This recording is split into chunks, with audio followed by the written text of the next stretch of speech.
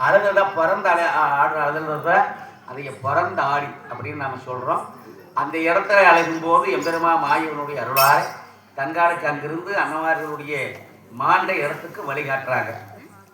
அப்படி கையை காட்டி காட்சி அளிக்கிற போது எங்க ரங்கம் தனிமையிலானே அம்மா ஐயோ எனக்கு திக்கு தெரியலையே நீங்க அதுக்கு வழிகாட்டுங்க, எனக்கு இங்க பாத தெரியலையே எம்போரவி ஒன்னார் அண்ணா எனக்கு பாதம் நல்லா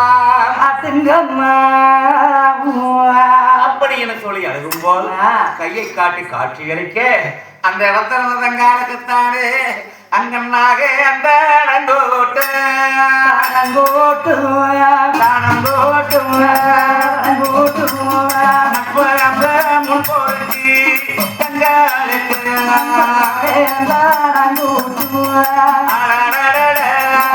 அடங்கோட்டு பாம்பு முள் பொறுத்து முள் பொறுத்து கடையெல்லாம் கண் பொறுத்து கண் பொறுத்து வங்கத்துக்கு முள் பொறுத்து முள் பொறுத்து கடையெல்லாம் கண் பொறுத்து மலை மேலே பொறுத்து மனம் நனிலே முள் பொறுத்து முள் பொறுத்து அந்த பட்டி பறவையெல்லாம் தங்கத்துக்கு பறந்து வரும் நிழலாக நீளாக பறவையெல்லாம் மலை மேலே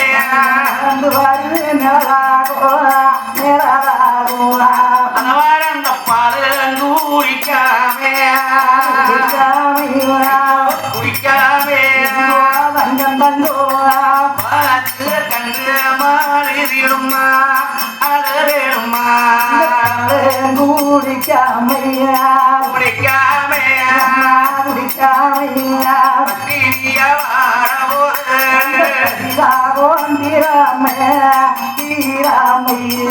அந்த பாலும் குடிக்காமே சாமி அந்த பசு கன்று மாறிடுமா அண்ணா அண்ணா என்று சொல்லி அழுது கொண்டு பரந்தாடியிலே இருந்து தவசென்றக்கூடிய இடம் அந்த வளமையில இந்த நாக பச்சைகள் எல்லாம் கூட்டிட்டு வருது. ஆமா, அப்படி அண்ணா அண்ணா என்று அழுது கொண்டு வருகிற போது அந்த தவசிலே அமர்ந்திருக்கக்கூடிய தாயி பெரிய காண்டியம்மன் யாரோ நம்ம தவச கலைக்க ஏதோ மாநில சின்மம் வரும் போல் இருக்கிறது, யாருன்னு தெரியலையே என்று தெய்வ கன்னிகள் 6 பேர். ஆரம்ப காலத்துல கன்னிமார்கள் 6 பேர் தான். அந்த 6 கன்னிமார்களும் அக்காண்டியம்மனோடு இருக்கிறார்கள். அந்த அக்காண்டியம்மன் கன்னிமார்களை அனுப்பிச்சு யாரா இருந்தாலும் போய் அழைச்சிட்டு வாங்க. அப்ப 6 கன்னிமார்களும் அங்கே இருந்து வருகிற போது தங்கால் வெண்முனியை நாடி வந்து கொண்டிருக்கிறார். அப்படி வரும்போது 6 கன்னிமார்கள் வரும்போது தங்கால சொத்தையும் அக்கனி சுவாயங்கள் வீசுகிறது. ஏன்னா தங்க விளக்கிற போதே அக்கனி சென்றோடு பிறந்தவர். அந்த தங்கால யாரும் போய் கையில தொட முடியாது, அப்படியே பஷ்பமாயிருவார். அது போல பவர் சக்தி படைத்தவர். அப்ப கன்னிமார்களே கிட்ட நெருங்க முடியல. தங்கா அழுகிறத பார்த்துட்டு தங்களும் மனமிறங்கி அவர்களும் அழுது கொண்டு தங்காலோடு வந்து கொண்டிருக்கிறார். போன 6 கன்னிமார்களையும் இன்னும் காணமே, மீண்டும் அழுகுரல் சத்தம் நிற்கவே இல்லையே, என்னமோ தெரியலையேன்னு மகாமுனியை கூப்பிட்டு நீ போய் இவைகளை அழைச்சிக்கிட்டு வா, யாரா இருந்தாலும் சரி, உடனே கன்னிகளை அழைத்து கொண்டு வாயின்னு அனுப்பி வைத்தார். அந்த மகாமுனி வார போது வெண்முடி வந்து சேர்ந்தாங்க. அந்த வெண்முடியிலே வந்து பார்க்கிற போது அதுவும் கிட்ட நெருங்க முடியவில்லை. நானாச்சும் அழைச்சிட்டு வரணும் தண்டாயுதங்களோட வந்தது. தங்கா அழுகிறத பார்த்துட்டு கீழே போட்டுட்டு தான் போட்டிருந்த பாதனிகளை எல்லாம் கழட்டிட்டு தங்காலை அடிபணிந்தது என்றிட்டு யார் என்னம்மா ஏமா அழுகிறேன்னு கேட்டுக்கொண்டிருக்கேன். அப்பத்தான் தங்கா பார்த்துட்டு அழுகக்கூடிய போது இந்த மாதிரி நான் பலநாடு இப்படி வந்தேன் என்று சொல்லி அழுகும்போது இந்த மகாமணியும் சேர்ந்து அழுது கொண்டு இருந்தார். ஆனால் அக்காண்டியம்மன் பார்த்துட்டு உடனே இந்த மகாமணி திரும்பி போய் சொல்லுச்சு, அம்மா தாயே, நீதே இந்த உலகத்திலேயே சிறந்தவள் என்று நான் இதுவரையில் எண்ணி இருந்தேன். ஆனா உன்னையும் மிஞ்சியவள் பொருள் வந்து கொண்டிருக்கிறார், அவதான் இந்த அழுகுரல் என்று சொல்லும் போது அப்ப என்ன மிஞ்சிய ஒரு பத்திரிகைன்னு சொன்னா அது யாரா இருக்க முடியும்? மாநிலநாத சென்மமாக இருக்க முடியாது. அதனால போய் கூட்டிட்டு வாயின்னு அந்த இடத்துல பாருங்க. தவசலே இருந்து அக்காண்டியம்மன் தவசலே அமர்ந்திருக்கிற போது தன் சடாவாரங்கள் சுத்தியும் படா அப்படி விழுந்து கிடந்தது. அந்த விழுந்து கிடக்கக்கூடிய இடத்துல அந்த வெண்முடி என்கிற இடத்துல சடாவாரம் கிடக்கிற போது போக முடியுமா? வேலி கிடைச்ச மாதிரி போக முடியுமா? முடியாது. அந்த சடாவாரங்கள் இருக்கிற போது தங்கா நின்று அழுத கண்ணீர் அப்படி அள்ளி வீசினா. தங்காளுடைய கண்ணீரும் தங்காளுடைய நிழலும் பட்ட உடனே அந்த அக்காண்டியம்மனுக்கு தவம் விமோசனம் ஆகி போச்சு. அந்த அக்காண்டியம்மன் சடாவாரம் விழுந்த இடத்தான் இன்னைக்கு அது விழுந்த முடிய நம்ம விண்முடின்னு சொல்றோம். அந்த இடத்துல அந்த தண்டாயுதம் அப்படியே இருக்குது, பாதனி அப்படியே இருக்குது. 6 கன்னிமார்கள் வந்து தங்கால் அழைச்சிட அந்த கன்னிமார் சாமி இருக்குது.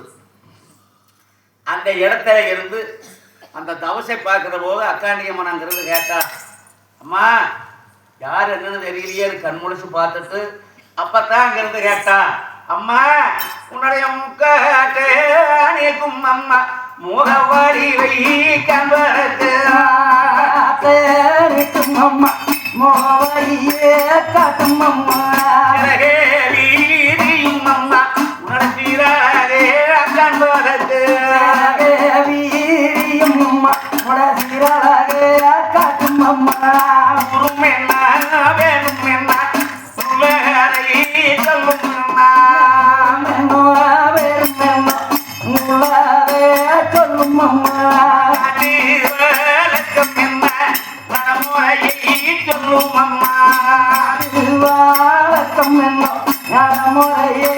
சொல்லும் அப்படின்னு அக்காண்டியம்மன் கேட்கும் போது தங்கா போட்டிருந்த முக்காட்டை நீக்கி தன் முகத்தை யாழ்ந்த அக்காண்டியம்மனுக்கு காட்டி, அம்மா தாயே நான் தானே இந்த பொன்னி வாழாடு புகழ்வெறியோ பொன்னிமை புகழ்வெறியோ ஒன்றிமை வாழாடு வாழாடு அழகு ஒன்றி வாழாடு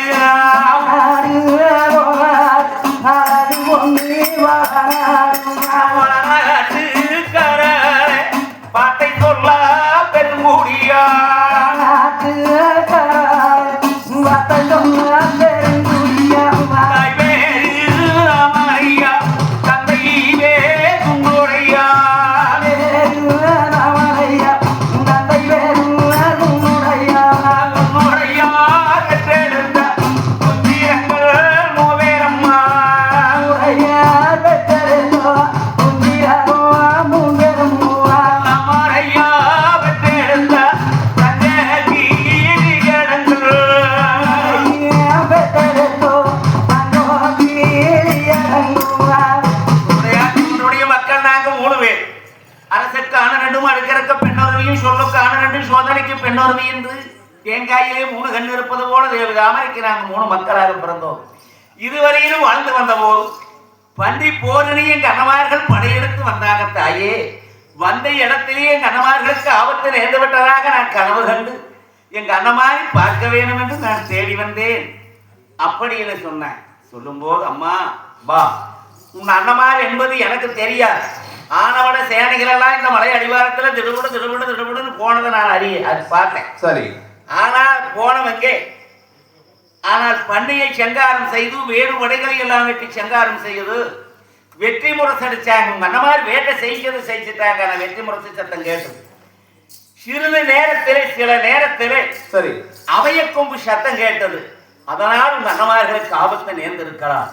ஆனா எக்கச்சக்க ஏராளமான வடைகளை வெட்டி ரத்தாரே பெருகி இருக்கக்கூடிய இடத்துல சரி உங்க அண்ணமாரு எந்த இடத்துல மாண்டிருக்கிறாங்கிறது தெரியாது சொல்லும்போது, அம்மா தாயே என் அண்ணமார்களை நான் போய் ஒரு தடவையாவது இந்த அண்ணமார்களை நான் கண்ணிலே காணாமல் இருக்க முடியாது புறப்படுகிறேன் என்றால், இந்த அண்ணமார் மாண்டு கிடக்கிற இடத்துல போய் நீ என்ன பண்ணுவேன்?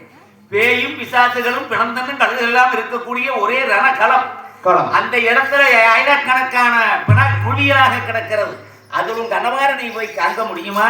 நீ போய் என்னமா செய்வ? செத்தவையில போய் என்கிற போது எங்க அண்ணமாரி எழுப்பி எனக்கு நான் வாய்மொழி கேட்க வேண்டும். எனக்கு என்ன மேல் ஆதரவு யார் இருக்கிறாங்க என்று சொன்னார்.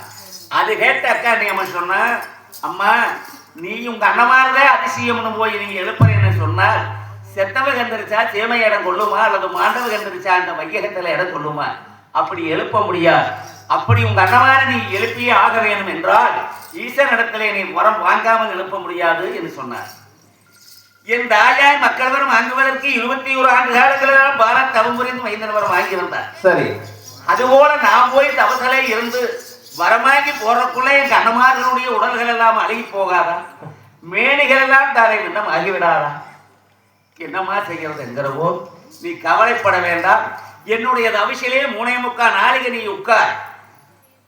அந்த 33 கோடி தேவர்களும் 40,000 ரசித்தவர் ஆகிய ஈசன் முதல் யாவரையும் கீழே வரவழைக்கிறேன் என்று ஓமகுண்டம் வளர்த்துறாரு. அதுக்கு ஓமப்புகை போடணும், ஓமகுண்டம் போடுறதுங்க. தவசுக்கு போயிருப்பீங்க, பார்த்துருப்பீங்க. தவசு மேலே கொண்டு போய் வெண்ணெய் வாங்கி போட்டு அந்த கம்பத்தின் மேலே போட்டு சாமி கும்பிடுறது. அதுக்கு அந்த தேவர்களை வரவழைக்கிறதுக்காக அப்படி வரவழைத்து வரவாங்கி கொடுக்கிறேன் என்று சரி தங்காலயத்தை தான் நமக்கு மேல உட்கார வச்சு 3.25 நாளைக்கு 33 கோடி தேவர்களாகிய அனைவரை தேவர்கள் மூவர்களையும்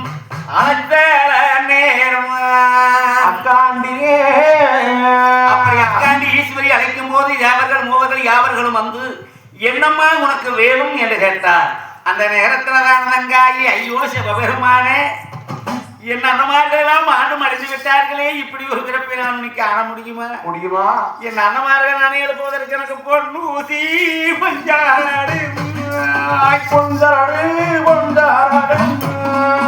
அண்ணனுக்கு நான் பொருத்தவாரோ வேணும் ஐயா, பொருத்தவாரோ வேணும்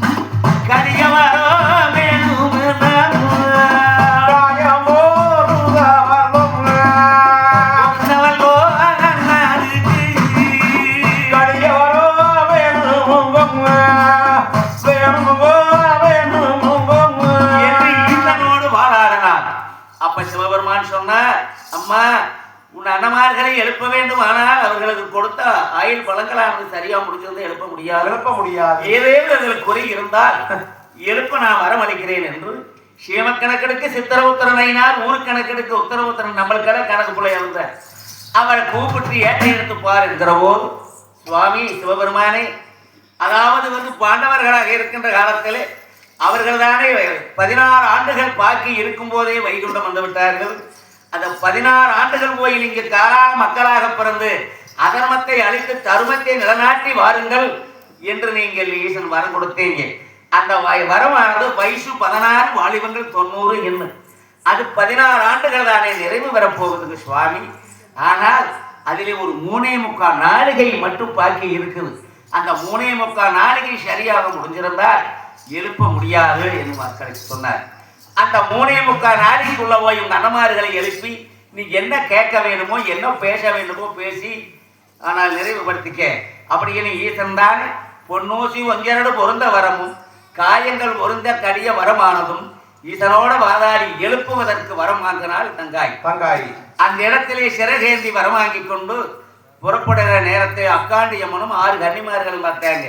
என்ன இருந்தாலும் அவள் ஒரு பத்தினி அல்லவா, அதனால நாம கொடுத்த வரத்திலே பிறந்தவள் அல்லவா, தன்னந்தனியா போறாளே பாவம். இப்படி வேயும் விசாசம் பிறந்து கழுகிற இருக்கிற இடத்துல அண்ணமார போய் எப்படி கேட்பா, அதனால நாமளும் கூட போகலாம்னு 6 கன்னிமார்களும் அக்காண்டியம்மனும் வழித்துணைக்கு கூட அப்படி வந்துட்டு இருக்கிறாங்க.